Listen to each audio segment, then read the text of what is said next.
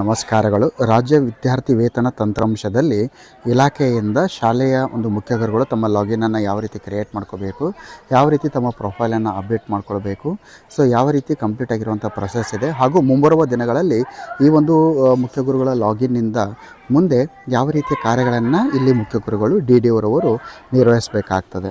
So complete ಆಗಿರುವಂಥ ಇನ್ಫಾರ್ಮೇಷನ್ಸನ್ನು ನಾವು ಈ ಒಂದು ವಿಡಿಯೋದಲ್ಲಿ ನೋಡ್ತಾ ಹೋಗ್ತೇವೆ. ಸೊ ಈ ಒಂದು ರಾಜ್ಯ ವಿದ್ಯಾರ್ಥಿ ವೇತನ ತಂತ್ರಾಂಶ ಏನಿದೆ, ಈ ಒಂದು ವಿಷಯದ ಕುರಿತು ಒಂದಿಷ್ಟು ಸರಣಿ ವಿಡಿಯೋಗಳು ಮುಂದಿನ ದಿನಗಳಲ್ಲಿ ನೀವು ನಮ್ಮ ಒಂದು ಚಾನಲ್ನಲ್ಲಿ ನೋಡಲಿಕ್ಕೆ ಸಿಗುತ್ತೆ. ಸೊ ಆತ್ಮೀಯ ಸ್ನೇಹಿತರೆ, ಇಲ್ಲಿ ನಿಮಗೆ ಈ ಒಂದು SSP ಅಂತ ನೀವು ಟೈಪ್ ಮಾಡ್ತೀರಿ. ಈ ಒಂದು ಗೂಗಲ್ನಲ್ಲಿ ಹೋಗಿ ನೀವು ಮತ್ತೊಂದು ಸಲ ನಿಮಗೆ ಎಕ್ಸ್ಪ್ಲೇನ್ ಮಾಡಿರ್ತೀನಿ. ನೀವು SSP ಅಂತ ಟೈಪ್ ಮಾಡಿ ಸರ್ಚನ್ನು ಕೊಡಬೇಕು. ಆಗ ನಿಮಗೆ SSP ಅಂತ ಒಂದು ಸರ್ಚ್ ರಿಸಲ್ಟ್ ಬರುತ್ತೆ. ಸೊ ಈ ಒಂದು ಸರ್ಚ್ ರಿಸಲ್ಟ್ ಮೇಲೆ ಕ್ಲಿಕ್ ಮಾಡಿದಾಗ ನಮಗೆ ಈ ರೀತಿಯ ಒಂದು ಸ್ಕ್ರೀನ್ ಓಪನ್ ಆಗುತ್ತೆ. ಸೊ ಆತ್ಮೀಯ ಸ್ನೇಹಿತರೆ, ಇಲ್ಲಿ ನಾವು ಇಲಾಖೆ ಅಂತ ಒಂದು ಆಪ್ಷನ್ಸ್ ಇದೆ. ಸೊ ಇಲಾಖೆ ಎಂಬ ಆಪ್ಷನ್ಸ್ ಮೇಲೆ ನಾವು ಕ್ಲಿಕ್ಕನ್ನು ಮಾಡಬೇಕು.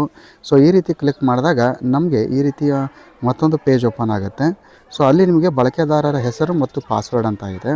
ಬಳಕೆದಾರರ ಹೆಸರು ಅಂದರೆ ಆ ಶಾಲೆಯ ಡೈಸ್ ಕೋಡ್ ಆಗಿರುತ್ತೆ. ಇನ್ನು ಪಾಸ್ವರ್ಡ್ ಅಂತ ಬಂದಾಗ ಪ್ರಥಮ ಬಾರಿಗೆ ನೀವು ಲಾಗಿನ್ ಆಗ್ತಾಯಿದ್ರೆ ಪಾಸ್ವರ್ಡ್ ಏನು ಅಂದರೆ, ನೀವು ಈ ಒಂದು ಪಾಸ್ವರ್ಡ್ಸ್ ಯಾವ ರೀತಿ ಇರಬೇಕು ಅಂದರೆ, ನಿಮಗೆ TMP 123 ಅಂತ ಬರುತ್ತೆ. TMP 123 ಅಂತ ಬರ್ತದೆ. ನೀವು ಆ ರೀತಿ ಟೈಪ್ ಮಾಡಬೇಕು. ಅಂದರೆ TMP 123 ಇದು ಒನ್ ಟೈಮ್ ಪಾಸ್ವರ್ಡ್ ಆಗುತ್ತೆ. ಇದಾದ ನಂತರ ನೀವೇನು ಮಾಡಬೇಕಾಗತ್ತೆ ಅಂದರೆ, ನಿಮ್ಮ ಒಂದು ಪಾಸ್ವರ್ಡ್ಸನ್ನು ಸೆಟ್ ಮಾಡ್ಕೋಬೇಕು. ಸೊ ಬನ್ನಿ ನೋಡ್ತಾ ಹೋಗೋಣ. ಪ್ರಥಮವಾಗಿ ನಾನು ಬಳಕೆದಾರರ ಹೆಸರಿನಲ್ಲಿ ಶಾಲೆಯ ಡೈಸ್ ಕೋಡನ್ನು ನಾನು ಎಂಟ್ರಿ ಮಾಡ್ತೀನಿ. ಸೊ ಡೈಸ್ ಕೋಡನ್ನು ಎಂಟ್ರಿ ಮಾಡಿ, ಸೊ ಡೈಸ್ ಕೋಡನ್ನು ನಾವು ಎಂಟ್ರಿ ಮಾಡಿದ ನಂತರ ಪ್ರಥಮವಾಗಿ ನಾವು ಪಾಸ್ವರ್ಡ್ ಏನು ಮಾಡಬೇಕು ಅಂದರೆ, ಈಗಾಗಲೇ ಹೇಳಿರುವ ಹಾಗೆ TMP 123 ಅಂತ ಟೈಪ್ ಮಾಡಬೇಕು. ಸೊ ಟೈಪ್ ಮಾಡಿ ನಾವೇನು ಮಾಡಬೇಕು ಅಂದರೆ, ಇಲ್ಲಿ ಏನು ಮಾಡಬೇಕು, ಸಬ್ಮಿಟನ್ನು ಕೊಟ್ಟಾಗ ತಾವು ಗಮನಿಸ್ತಾ ಇದ್ದೀರಿ, ಇಲ್ಲಿ ಅಪ್ಡೇಟ್ ಪ್ರೊಫೈಲ್ ಅಂತ ಬಂತು. ಸೊ ಅಪ್ಡೇಟ್ ಪ್ರೊಫೈಲ್ ಅಂತ ಮತ್ತೊಂದು ಪೇಜ್ ಓಪನ್ ಆಗುತ್ತೆ. ಸೊ ಈ ಒಂದು ಪ್ರೊಫೈಲ್ನಲ್ಲಿ ನೀವು ಮುಖ್ಯ ಗುರುಗಳ ಹೆಸರು, ಮುಖ್ಯ ಗುರುಗಳ ಡೆಸಿಗ್ನೇಷನ್ನು ಅಂದರೆ ಹೆಡ್ ಮಾಸ್ಟರ್ ಆಗುತ್ತೆ, ನೇಮು, ಆಮೇಲೆ ನೇಮ್ ಆಫ್ ದ ಆಫೀಸ್ ಅಂದರೆ ಶಾಲೆಯ ಹೆಸರನ್ನು ಅಥವಾ ಕಾಲೇಜಿನ ಹೆಸರನ್ನು ಟೈಪ್ ಮಾಡಬೇಕು. ಆಮೇಲೆ ಅಡ್ರೆಸ್, ಕಂಪ್ಲೀಟ್ ಆಗಿರುವಂಥ ಅಡ್ರೆಸ್ ವಿತ್ ಪಿನ್ ಕೋಡ್ ಇರಬೇಕು. ಆಮೇಲೆ ಎಂಟರ್ ದ ಮೊಬೈಲ್ ನಂಬರ್, ಮುಖ್ಯ ಗುರುಗಳ ಮೊಬೈಲ್ ನಂಬರು ಹಾಗೂ ಇಮೇಲನ್ನು ಎಂಟರ್ ಮಾಡಿ ಅಪ್ಡೇಟನ್ನು ನೀವು ಇಲ್ಲಿ ಕೊಡಬೇಕು. ಸೊ ಆದಮೇಲೆ ಎಲ್ಲ ಒಂದು ಪ್ರೊಫೈಲನ್ನು ಅಪ್ಡೇಟ್ ಮಾಡಿದ ನಂತರ ಒಂದು OTP ಮುಖ್ಯ ಗುರುಗಳ ನಂಬರ್ಗೆ ಹೋಗುತ್ತೆ. ಆ OTPಯನ್ನು ಎಂಟ್ರಿ ಮಾಡಿದ ಮೇಲೆ ನಮಗೆ ಈ ರೀತಿ ಪಾಸ್ವರ್ಡನ್ನು ಚೇಂಜ್ ಮಾಡಲಿಕ್ಕೆ ಮತ್ತೊಂದು ಬಾಕ್ಸ್ ಓಪನ್ ಆಗುತ್ತೆ. ಸ್ನೇಹಿತರೆ, ಕೆಲವೊಂದು ಬಾರಿ ಏನಾಗುತ್ತೆ ಅಂದರೆ, ಈ ಒಂದು ಪಾಸ್ವರ್ಡನ್ನು ಚೇಂಜ್ ಮಾಡಲಿಕ್ಕೆ ಬಾಕ್ಸ್ ಬರೋದಿಲ್ಲ. ಮತ್ತು ನಿಮಗೆ ಯೂಸರ್ ನೇಮ್ ಪಾಸ್ವರ್ಡನ್ನು ಎಂಟ್ರಿ ಮಾಡಲಿಕ್ಕೆ ಕೇಳಲಾಗುತ್ತೆ. ಆಗ ನೀವು ಮತ್ತೊಂದು ಸಲ UDIS ಕೋಡ್ ಮತ್ತು TMP 123 ಅಂತ ಹಾಕಿದಾಗ ಈ ಒಂದು ಪಾಸ್ವರ್ಡ್ ಸೆಟ್ಟಿಂಗ್ ಪೇಜು ಓಪನ್ ಆಗುತ್ತೆ. ಸೊ ಇಲ್ಲಿ ನೀವು ಒಂದು ಓಲ್ಡ್ ಪಾಸ್ವರ್ಡನ್ನು ಎಂಟ್ರಿ ಮಾಡಿ, ಓಲ್ಡ್ ಪಾಸ್ವರ್ಡ್ ಅಂತ ಬಂದಾಗ TMP 123 ಅಂತ ಮಾಡಿ, ಇನ್ನು ನ್ಯೂ ಪಾಸ್ವರ್ಡ್ ಅಂತ ಬಂದಾಗ ನಿಮಗೆ ಒಂದು ಸ್ಪೆಷಲ್ ಕ್ಯಾರೆಕ್ಟರ್ ಇರಬೇಕು. @ ಹ್ಯಾಶು, ಒಂದು ಕ್ಯಾಪಿಟಲು, ಒಂದು ಸ್ಮಾಲು, ನ್ಯೂಮರಿಕಲ್. ಸೊ ಈ ರೀತಿ ಇರುವಂಥ ಒಂದು ಪಾಸ್ವರ್ಡ್ಸನ್ನು ಇಲ್ಲಿ ಸೆಟ್ ಮಾಡಿ ನೀವು ಅಪ್ಡೇಟನ್ನು ಮಾಡಬೇಕು.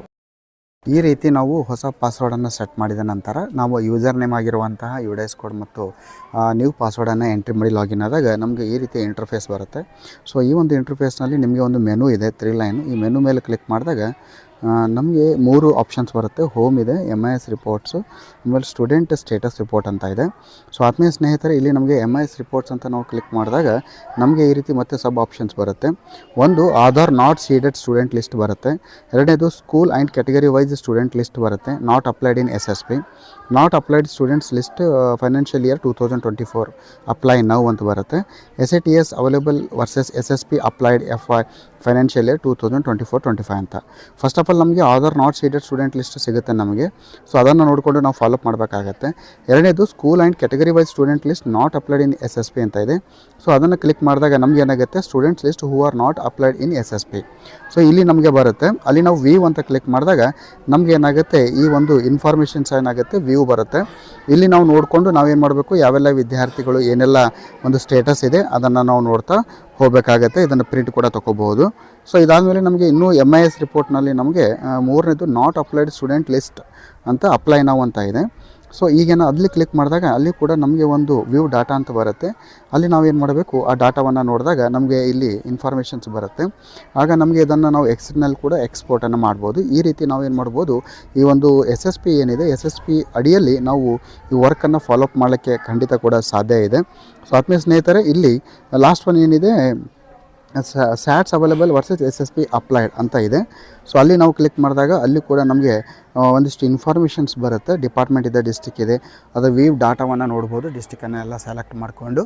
ಸೊ ಈ ರೀತಿ ಆತ್ಮೀಯ ಸ್ನೇಹಿತರೆ, ಈ ಒಂದು ಸ್ಕಾಲರ್ಶಿಪ್ ಪೋರ್ಟಲ್ ಏನಿದೆ, ಈ ರೀತಿ ನೀವು ನಿಮ್ಮ ಒಂದು ಶಾಲೆಯ ಪ್ರೊಫೈಲನ್ನು ಅಪ್ಡೇಟ್ ಮಾಡಿ ಆಮೇಲೆ ಈ ಒಂದು ಪಾಸ್ವರ್ಡನ್ನು ಸೆಟ್ ಮಾಡಿಕೊಂಡು ರಿಪೋರ್ಟ್ಸನ್ನು ನೋಡಿಕೊಂಡು ಫಾಲೋಅಪನ್ನು ಮಾಡ್ಬೋದು. ಮುಂಬರುವ ಒಂದು ದಿನಗಳಲ್ಲಿ ಈ ಒಂದು SSP ಅಡಿಯಲ್ಲಿ DDO ರವರು ಏನೆಲ್ಲ ಕಾರ್ಯಗಳನ್ನು ನಿರ್ವಹಿಸಬೇಕಾಗ್ತದೆ, ಸೊ ಕಂಪ್ಲೀಟ್ ಆಗಿರುವಂಥ ಸೀರೀಸನ್ನು ನಮ್ಮ ಚಾನಲಲ್ಲಿ ನೀವು ನಿರೀಕ್ಷೆ ಮಾಡ್ಬೋದು ಅಂತ ಹೇಳ್ತಾ ಜೈ ಹಿಂದ್, ಒಂದೇ ಮಾತರಂ.